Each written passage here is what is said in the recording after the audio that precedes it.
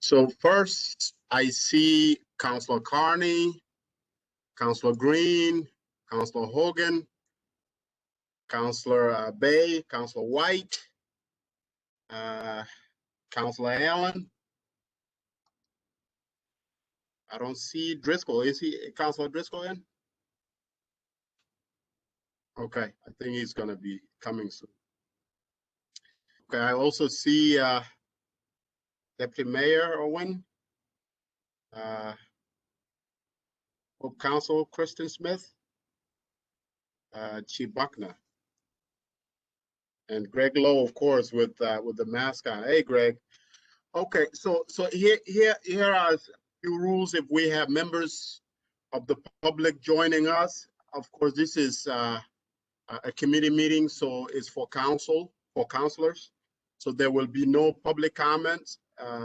We had a chance for the public to make comment on February 18th. So this is the time for councilors to continue their vetting process for the legislation. Also, second part of that is we are going to follow the same protocol that we did last committee meeting, which was that we give 15 minutes to Deputy Mayor Owen and Chief Buckner to present some overview. Deputy Mayor Owen giving maybe two minutes remarks on how the process is going. Plus, Chief Buckner will present on the five subheadings that the legislation has, and then we'll open it up to councilors to ask questions. After that, CRB Administrator Ray Nat will make some comments after that within 2 minutes, and we'll go from there. Okay, so Chief Buckner and Deputy Mayor Owens, take it away for us.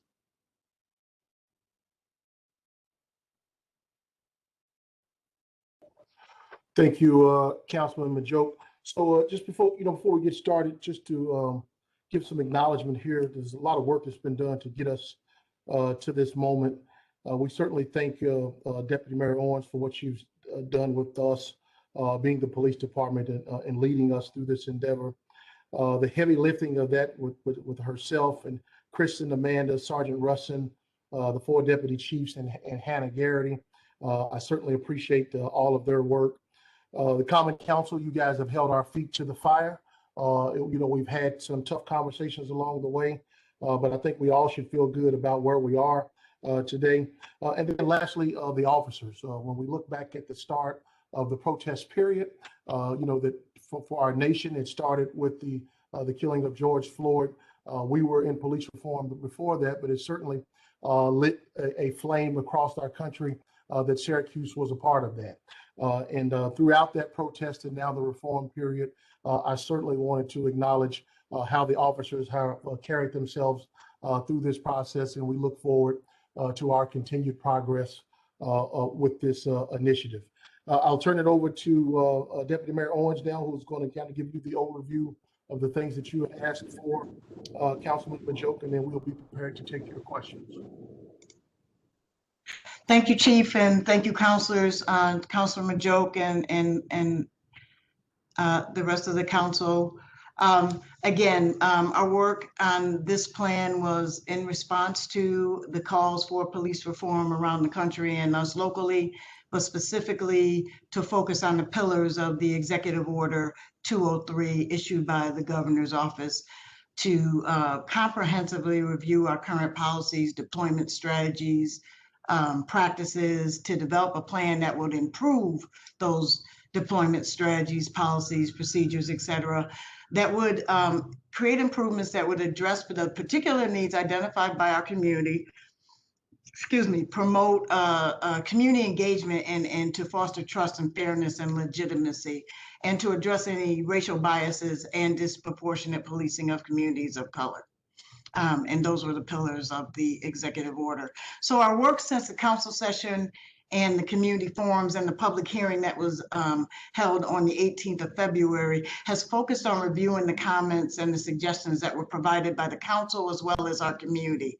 And as a result, we've updated the plans, the draft plan that was previously issued to the current plan with components that include, we heard clearly and I reiterated that any plan has to have measurable activities and deadlines to hold us to our feet to the fire and to adhere to the principles and the practices and the activities that we set in the plan. So we expanded the moving forward section to include targeted activities with established deadlines within the what next section that is on pages 26 to 29. We heard clearly from the community that a plan is just a plan, is just words on paper unless there's a process to ensure that plan remains fluid.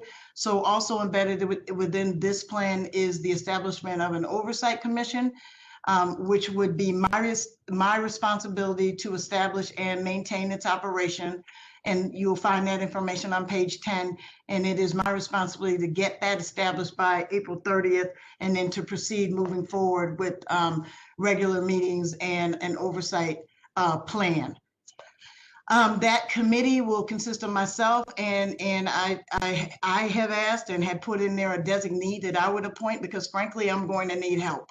The CRB administrator, the Common Council Public Safety Committee chairperson, and one person appointed by the mayor and one appointed by the council. And we've expanded the alternative to policing strategy into a strategy of implementation on page 37. Recent events have shined a light on even the more importance of that particular topic area. The city cannot do that in isolation. So we are absolutely connected with Onondaga County Mental Health and the bevy of organizations that work with them to begin that process of implementing a strategy. We will begin that process in April, and then we are prepared to launch what we're calling phase 1 this fall. And we're calling it phase 1 because obviously we want to make sure that we're collecting data regarding its effectiveness, and then to tweak whatever strategies or components of the program we need to. We heard about terminologies in that same conversation around the use of emotionally disturbed persons, and to use persons in crisis as the appropriate language. SPD is ready to do that immediately and to embed that in our procedures. The other piece of that is not 911 and their adoption of those words. So we'll be working on that. We're creating a public-facing dashboard containing citizen complaints and disciplinary data. And we look to have that launched the second quarter of this year, and that can be found on page 64. Those are some of the highlights of the changes that we made. And I will give the floor back to Chief Buckner.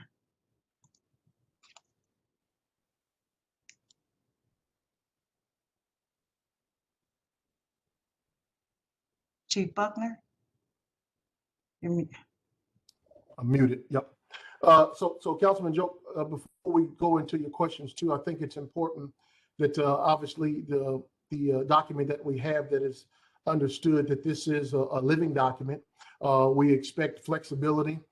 This will certainly, despite what you guys will be looking at and ultimately taking a vote on, that we still expect changes down the road. It will remain an inclusive process and one that takes into consideration all vested parties, because that's how we got to this point. And that's the only way that we're going to be able to sustain buy-in from the community and the leadership, that we continue to hear those voices. So we're prepared to take your questions at this time. Thank you, Chief. Councilors, let's get into it. Take 1-2 question, and give a chance to others to also ask questions. So the floor is open. Who's first?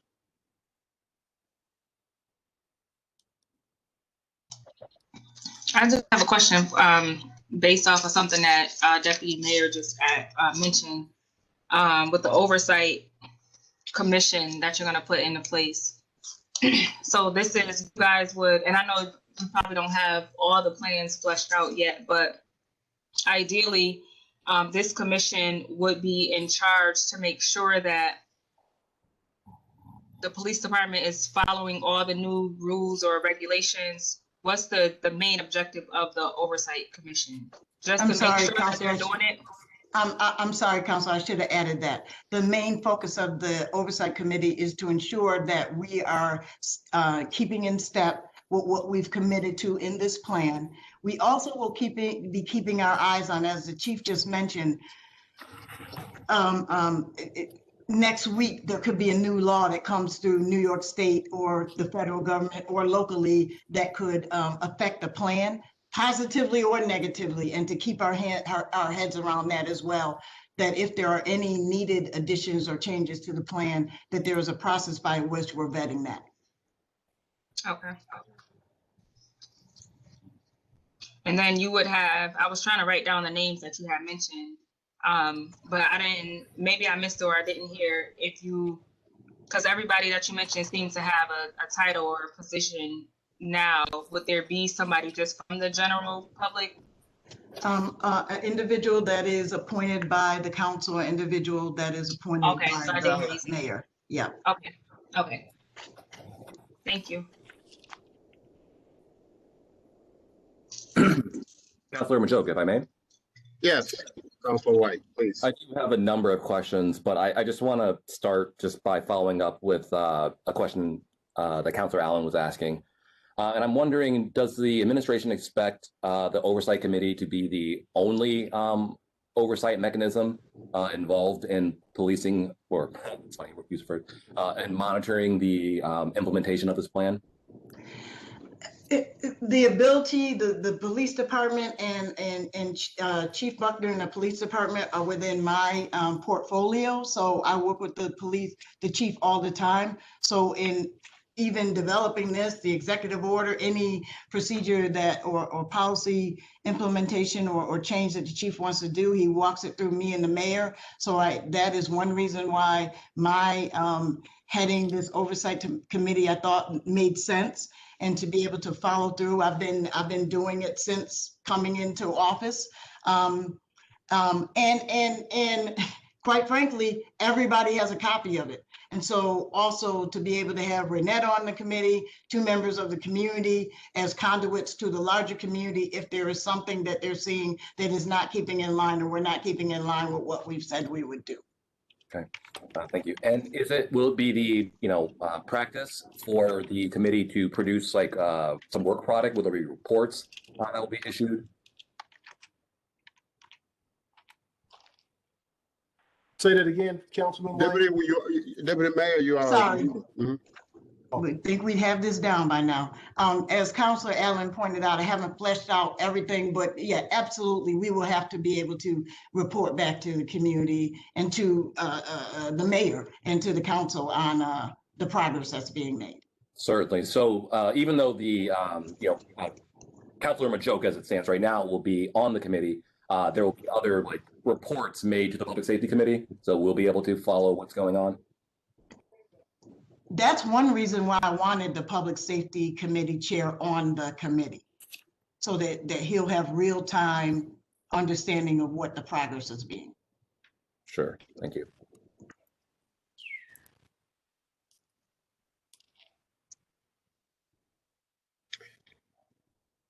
Anybody else? I have a question, if that's okay. Councilor Green, please. Thank you. So I know in our last meeting, we talked about the partnership with resources and how they can utilize to respond to mental health type issues. I guess my question is that, that still does rely on kind of a dual response model where the officers respond, and then based on their decision-making, we'll call in those other professionals. Do we ever envision a time where the police aren't the first responders, and that mental health people for certain specific types of calls may be the first people to arrive on the scene? So Councilor Green, I'm sorry, Chief. Go ahead. No, one thing, because I've been talking to the county and other agencies about this, and even the Attorney General made a statement about this. And really, this is the meat of how we develop the response program. And really, what are the tiers? What are the types of response that would trigger or bring about a certain response? I mean, for the most part, when we are interacting with our homeless community, we get the call, but we're almost at a pace now. The first people we call is John Termino. And then he's in communication with us about whether or not he needs assistance. You remember in the last meeting, Councilor Green, when we talked about Liberty Resources, and there was a comment in the public hearing about the police were on the scene. The police officers absolutely were stepped back and allowed those mental health professionals to take the lead in that situation. In those two situations, weapons were on the scene. So if there's a weapon on the scene, for the safety of everybody, including the respondents. But again, we would work, and I would look too. I'm not the expert on this. It is the mental health professionals that are, to their guidance on what those levels of intervention should be, if that answered your question. Well, I mean, yes. I mean, I understand, especially, the reference to John Reno, and that it's something that we go to quickly. But in a scenario where there's a homeless individual sleeping on a park bench, like, should that go to the police at all, or should that, they don't even have to pass it on to John Termino, it goes directly to him? That's why it is imperative, and they are on board, that 911 is a part of this discussion, because we find out about the homeless person sleeping because there's a call that goes to 911, and then they dispatch us. And so that gatekeeper, that gatekeeper is absolutely the 911 system. And let me preface this by saying they're on board. The question is figuring out the training that's needed, and they've already met with the Bloom County 911 to talk about their system and how they do it. Thank you. But for the audience, our Onondaga County Communications Center is a CALEA accredited organization. So they are an organization that certainly gets it and subscribes to 21st century policing. And obviously this reimagined policing is at the forefront of our conversations. Under optimal level of performance, we would love for them to be able to triage that call and determine if police need to be a first responder, secondary responder, or a non-responder, maybe just for your information. And that's in a perfect world. When there's doubt, we're probably going to be on that scene at a minimum in a secondary role. But to your point, Councilman Green, there are certainly instances when we probably can be better stewards of our resources by ensuring that initial call gets all the appropriate information and the appropriate people are initially dispatched to that, with the understanding when there is an unknown, more often than not, police are going to be a part of that response.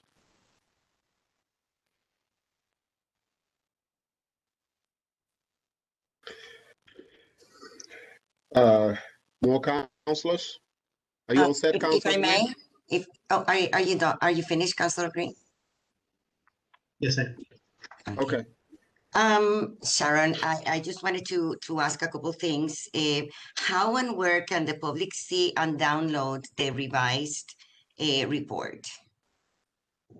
It is posted on our city link. I will post it in the chat, and I'll make sure that our comms team can again make sure the public knows where it is.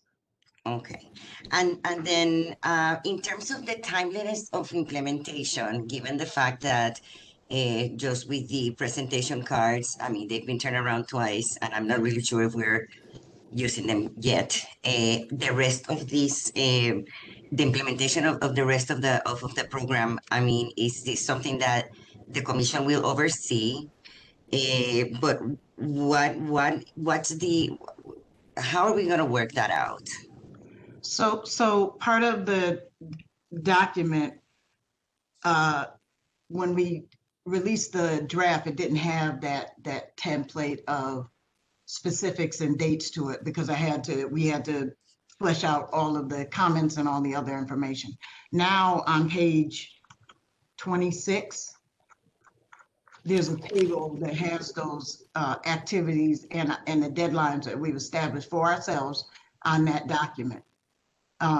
Again, the oversight committee's role and anything that's going on before I can get that oversight committee up and running is on my shoulders is what I've been doing all along, is ensuring that we're meeting those deadlines. Okay, and then what is the status of the new draft of use of force of police force? Is there So it is, Chief, do you want to take that?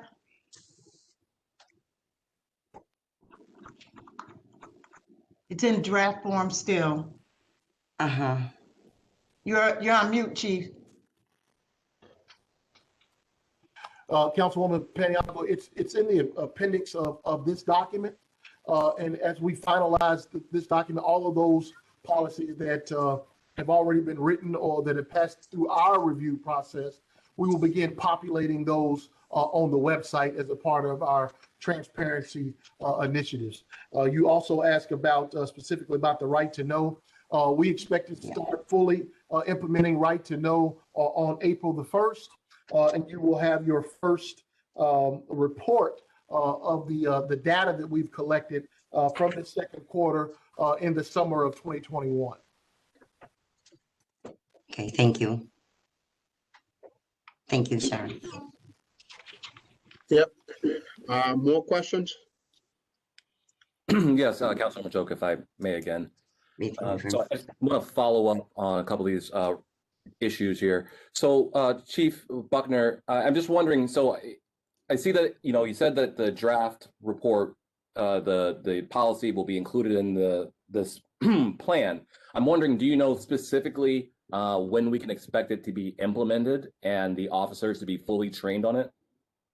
We've done much of the training from the use of force standpoint for the additions to the plan. We're obviously also in the process this year. I believe we have 48 hours of in-service training that we have for our officers coming up in 2021. But much of the use of force, if that's specifically what you're asking about, the officers have already been trained on the key additional points to that. And that's on the new edition, on this new draft policy, is that correct? That's correct. Okay. And just a similar question as it pertains to the body cam policies and the right to know policies.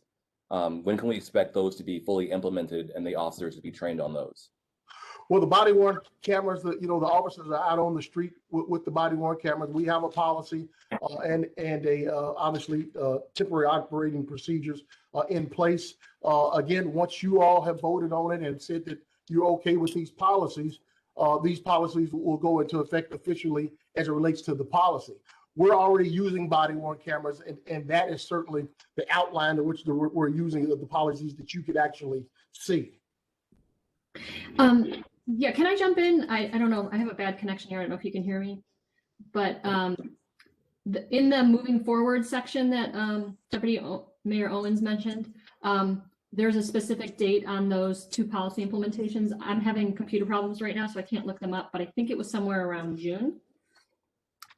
Yeah, it looks like it says there's a range of dates of April through June. Right. Okay. Yeah. So second quarter. So by the end of the second quarter, that they would be implemented.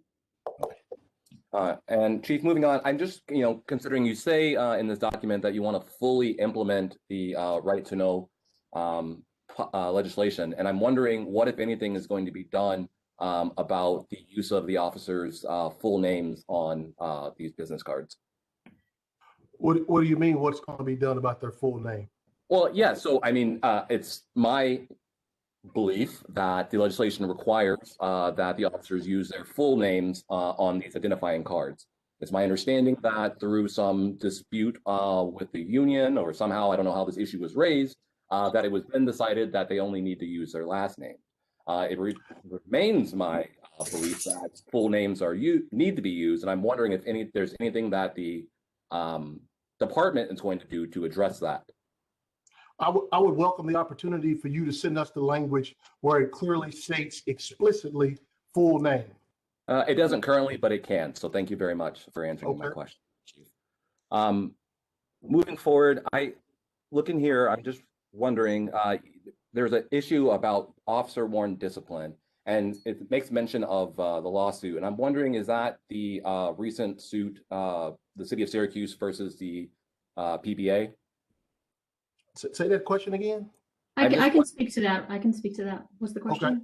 Yes, Kristen, I'm just wondering, it mentions that concerning police discipline, that there's a current lawsuit in place. And I'm wondering if that's the case that was in front of Judge Karolounis, the city of Syracuse versus the PBA. Correct. Yep. And we're submitting briefs to the 4th Department about that this week. Okay. And if the court decides to rule against the city, this might be a question more for Deputy Mayor Owens or Chief Buckner, what alternatives are being considered so that we might regain some kind of control over discipline? Well, I'll jump in and then they can supplement. This isn't detailed in the plan, but on a parallel track with the litigation, we've been in conversation with state delegation about legislative changes, because there's tremendous legislative barriers to making changes to the disciplinary process in terms of, having to bargain with the union, the discipline, the grievance and arbitration process. So we've talked to the state about whether there could be changes made on that end. So there are a couple of parallel tracks being taken on with respect to that, but we feel relatively confident with respect to the litigation. It just, it takes time, as you know. Certainly. Councilman Majoka, if I could follow up on that. Go ahead, Pro Tem. Appreciate it. Councilor White actually led into a question I was going to ask. Christian, your response, caused me to maybe approach it a different way. As it was presented, or the way that I understood it, this edict issued by the governor made it so that the administrations would put forth a document and that the legislatures would make a response, and then it would require no state action. The way it was communicated, the way it came across, is that whatever the respective legislative bodies decided, that was their specific rules for operation. Did I misunderstand that? I don't think that the approval of this plan has any impact on existing legislation. It's a plan to guide actions, but it doesn't relieve us from following any existing laws. So we can't use this plan as a way to directly change the law. We can state in the plan that we would like to see the law changed, if that makes sense. Yeah, well, that's kind of my point, because it comes across a bit, not from here, but even from Albany, a bit disingenuous. Because the way it was communicated was to suggest that the local legislators had the final say in whatever the outcome was in their respective districts. That's how it was communicated. That's how it came across in the media. That's how it came across when he talked about it. But the fact is, it's in a lot of ways maybe more ceremonial than anything. And to your point, it's more structural in terms of operations than anything. But the laws in place that people have expressed concern with, or the state laws that allow, with all due respect, some of the abuses that we've seen over the years, they're not in any way impacted by this effort. Correct. So it brings into question, and what are we doing exactly? I'm particularly not interested in ceremonial practices. Certainly, and I'll end here, the efforts to put in place framework for better enforcement, I can appreciate. I believe some of you know I have comments about enforcing tomorrow what could have been enforced yesterday, but tomorrow's a new day. We see what happens. But even still, I'm not really clear on what power the legislators in the respective cities and towns have really been granted, except to make it look like there's a real effort toward reform. And so that message is not just for the people here, of course. I'm hoping somebody somewhere else is listening, but it just seems more window dressing than anything. Last thing I'll say, and then I'll stop for real, operant conditioning. And I mentioned this to people before, and I hate to say it this way, but I'll just say the promise of benefit or penalty alters behavior, right? This is the very logic behind facing prison time for a crime. The idea is that the threat of prison will change your behavior. or alter your behavior, impact your decision. When you don't have that same type of structure or rules in place for persons who might violate, in the name of government or be in violation of some public officer's law, when you don't have the same kind of penalties in place, then those abuses will continue. I'm just stating that for the record. Thank you, Councilman Joe. You're welcome. Any other questions, councilors? Councilman Joe, I just had one final question, and then I promise I will sit down for a second. No, you're good, please. In the draft portion of the plan, there made mention about what was going to happen concerning SROs, resource officers in schools. And I see it mentioned in the body of the document, but it seems to have disappeared from the action items. And I'm wondering what actions can we expect to see on the SRO issue? So we're still committed to what we said last summer. The city of Syracuse, through the police department, is in the fifth year of a 5-year contract with the school district for those SROs. So by June, we need to have a strategy moving forward anyway. But that was the commitment to have a strategy moving forward. I don't think I'm speaking out of turn. It's been on record by the board and in meetings with the community that the school board itself is very much still want SROs in the building, in their school buildings. So we're at a point now where we're saying as a city, what does that mean for us as a city with our officers, and clearly hearing what the school district and the board in particular have said. So that is where we now have to get again at the kitchen table and figure out what this is, how we're going to move forward. We've heard from members in the community who have said they want them out. The district has conducted surveys, albeit they've had to do it multiple times to get a larger group of people to get more input. So there is almost a 50-50 bar in our community going on about whether SRO should be in the schools. So that is what we have to figure out between now and the end of the school year, Councilor White.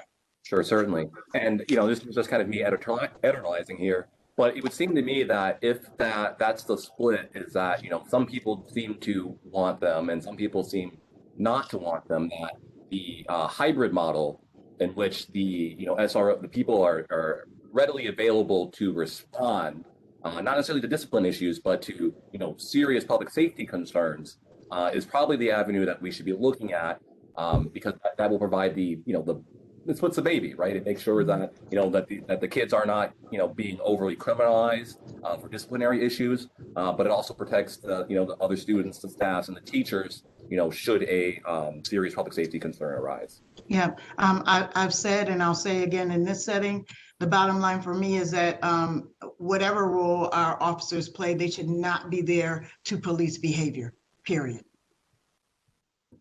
Certainly. Thank you very much. I have one last question, if I may.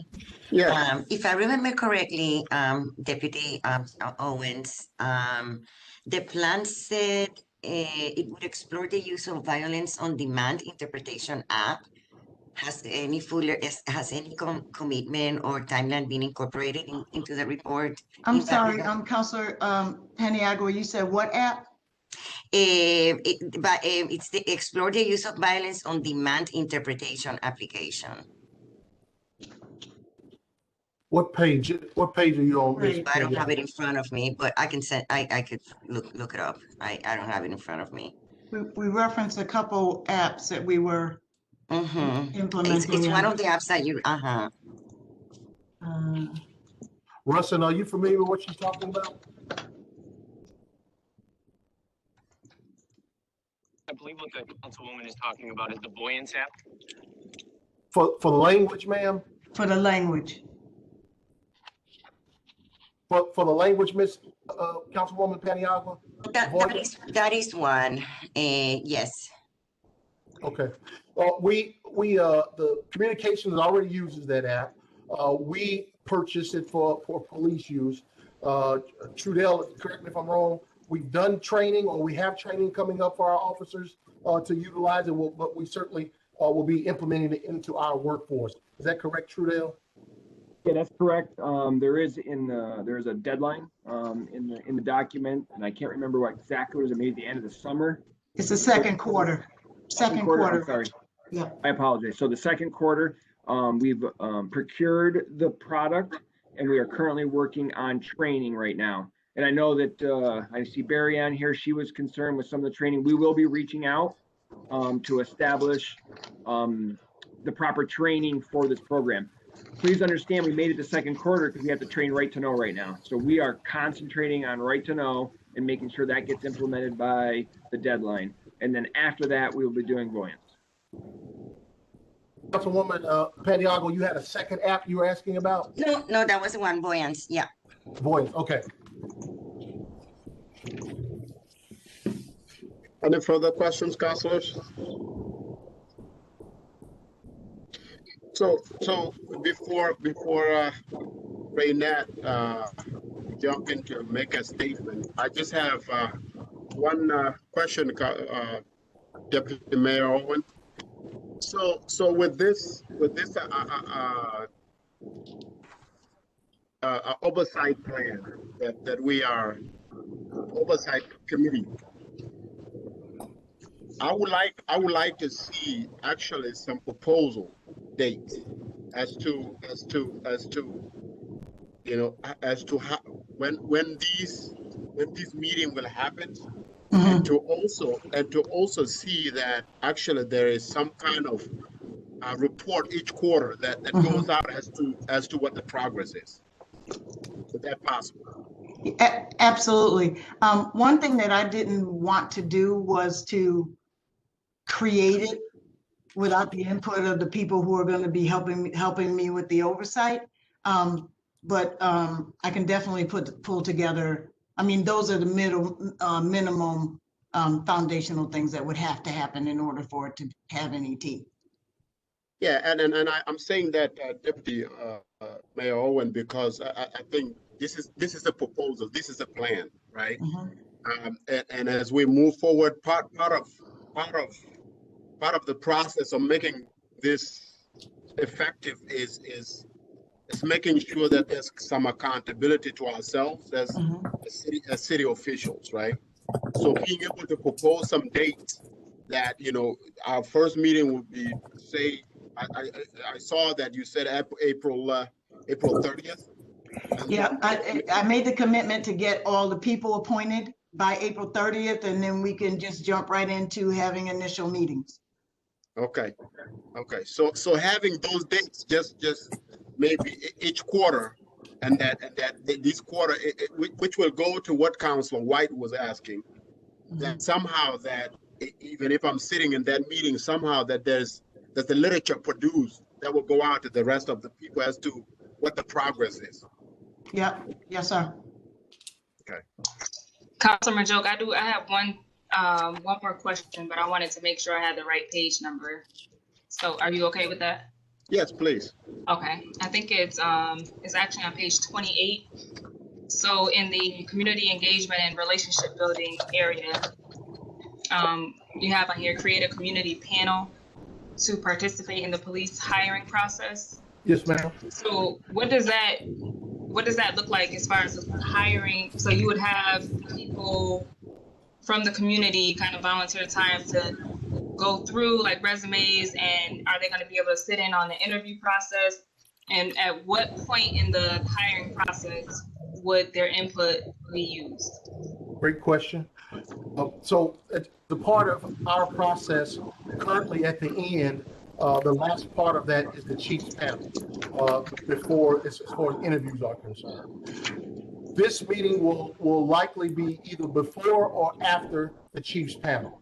There will be members of the community, 5 to 7, and I'm just using that number generically, that we will select to be on a citizens panel.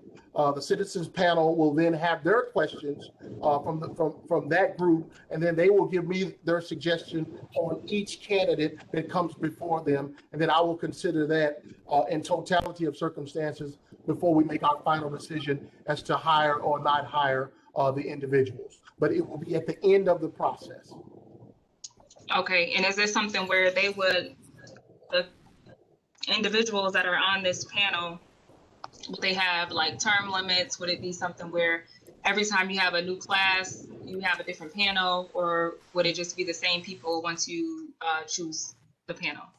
We have not worked all of those details out. Right now, we're working on the waiver that they would need to sign as a non-disclosure of the intimate information that they would have about the candidates.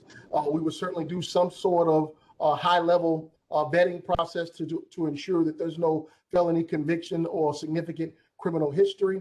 And once we have those two things in place, we'll talk more about dynamics of the panel, what the service time will be. We'll make sure that we represent the three sections of the city, and then we will, come back to the group, to the Public Safety Committee, to let you know what we're doing, how we're doing it, the full implementation, to give you guys an opportunity to weigh in on it. Okay, thank you.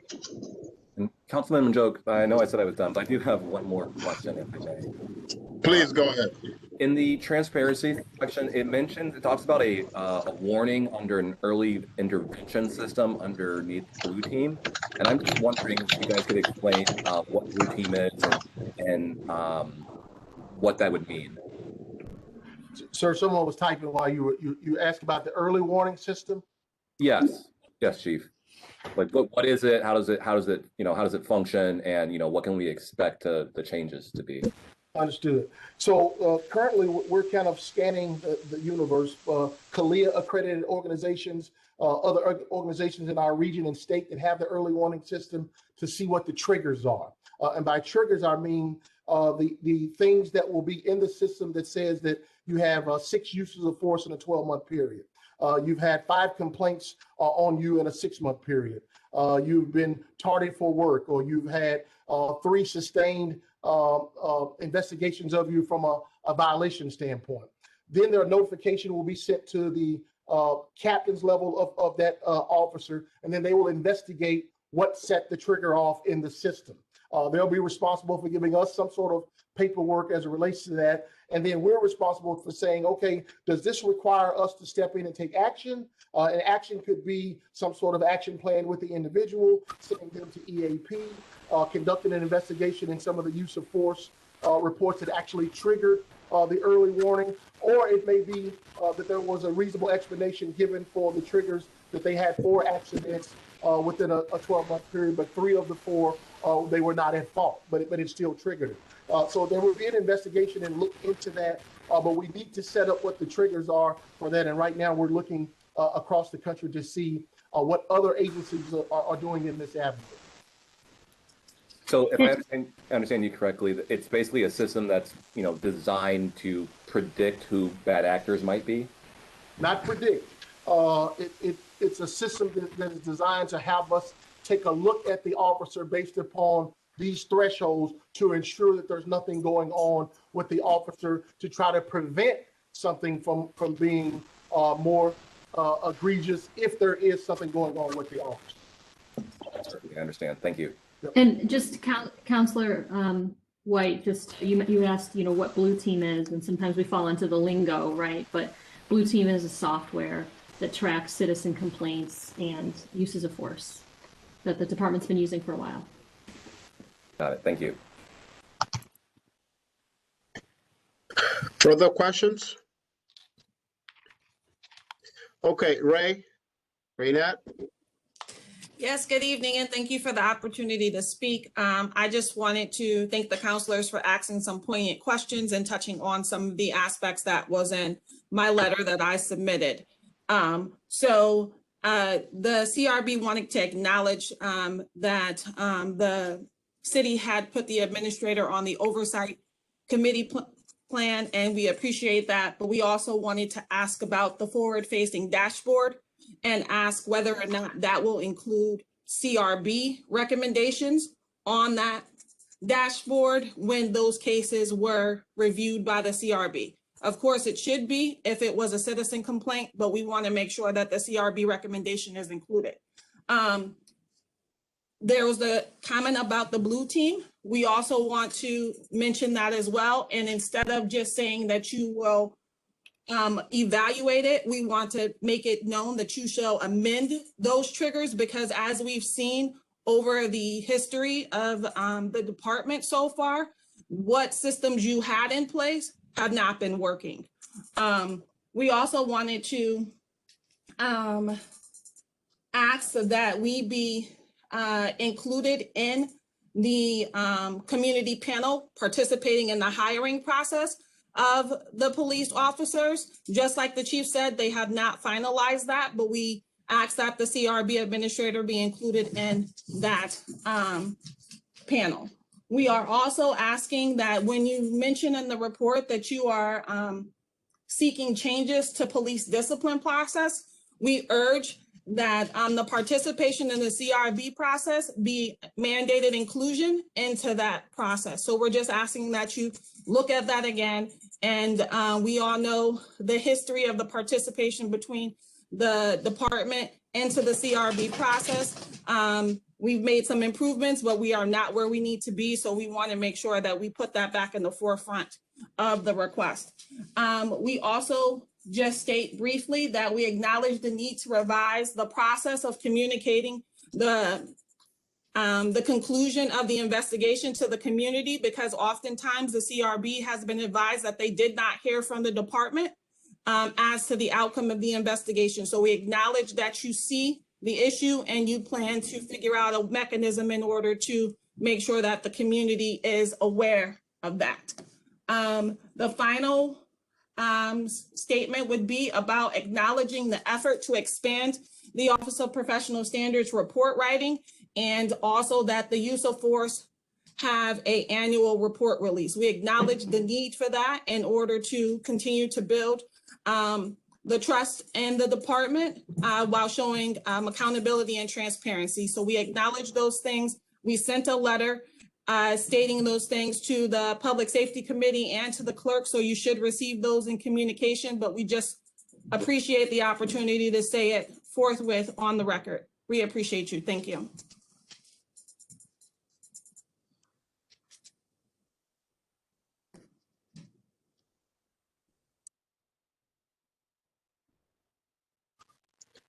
Thank you, Raynette. Anybody else? Anybody got any questions? Councilwoman Joke, I'd like a closing statement before you close it out, if I could, please. Okay, give me a second. First of all, I think for my own consumption, I thought the document was much clearer, Chief and Deputy Mayor Owen, for your credit. I thought it was much more laid out and much more specified. So I like this second version. So you guys did a great job on that part. Before the chief starts, one more acknowledgement. Ruthie Angrad and her genius in formatting this document so it can be consumable to the public.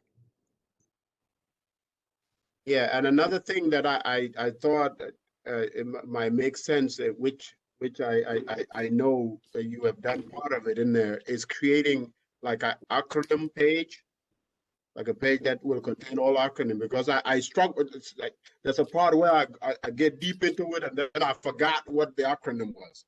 And I have to go back and try to dig it out. You know, it might make sense to do that. Corporation Counsel is the architect of making sure that happens. Okay. I just All put in the right. chat. That's a great point. I mean, there's so many acronyms in this world, and yeah, that's a really good point. Thank you. Yeah. All right. If nothing else, if no one else is to make a statement, Chief, please go ahead. First, I want to apologize to Ruthnie. I did, Ruthnie, have your name on my paper. I just did not read it. So Ruthnie deserves a lot of credit for turning this into something that's digestible for the community. So I apologize for that. She did a great job. Lastly, there was one point of contention here that was clear today, and that is the first and last name on the cards, to which we fell back to the last name of the officer, the IBM the unique identifying employee number of the officer, and the officer's assignment. The intent of that language was to be able for the public to have an officer compelled to give their information, to be able to know where they can go to file a complaint if they were not satisfied with that service of that officer, and then for both us and the council and CRB to be able to uniquely identify them. We feel that we had more than met that. Throughout this ordeal, let's go back to protest period when we started, and then we transitioned to reform. The police department, I'm specifically talking about union in this example, they've said nothing, at least not publicly. We've had several conversations privately. Throughout this entire ordeal, for everything that we've been through in the past 18 months, they've asked for one thing. That was the only time they raised their hand to request anything, was to say, please put our last name on there with the identifying number rather than first and last. That is more than reasonable if we truly are committed to what we say about partnerships. Remember, police are partners in this as well. And through everything that's been going on, every stone that's been thrown at them, and it doesn't feel good when you're on the end of that. And we know that we have opportunities for improvement, and many of those stones should have been thrown, and they've been thrown over the years. But I can tell you, for them to make that one reasonable request, to go back against that when you have all of the identifying information that you need on that card, it's going to feel personal. And I don't want us to do that, because too much hard work has been done throughout this entire process for us to get where we are. And we certainly feel like that we have held up our end of the bargain. Councilmember Joke, I appreciate your leadership with this Public Safety Committee, and also the other Common Council that, again, have held our feet to the fire, and we appreciate it.